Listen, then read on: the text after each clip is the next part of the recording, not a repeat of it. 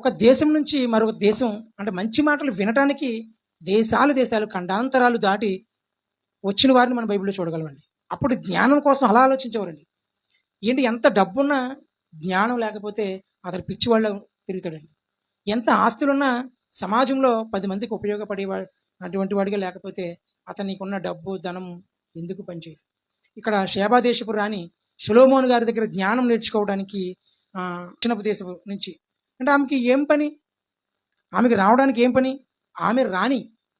ఆమె రాణి అండి. ఆమె చెప్పిందే శాసనం, ఆమె చెప్పిందే వేదం. అటువంటి రాణి సొలొమోను గారి దగ్గరికి వచ్చి జ్ఞానం నేర్చుకోవడానికి దేశాలు దాటి వచ్చిందంటే ఆలోచించండి. జ్ఞానానికి ఉన్నంత విలువ.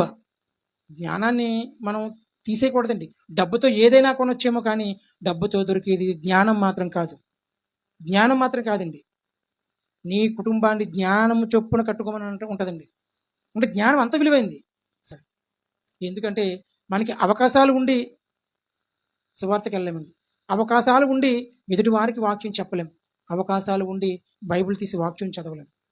ఏమంటే ఇంతటి అవకాశాలు గొప్ప గొప్ప అవకాశాలు ఉన్నప్పుడు రోజుకి ఎంతో కొంత వాక్యం చదవాలని ఆలోచన రాదండి. ఏమండి దేశం నుంచి సొలొమోను గారి దగ్గర జ్ఞానం నేర్చుకోవడానికి వచ్చిన ఈ షేబా దేశపు రాణి గారు నేరస్థాపన మోపుతారట.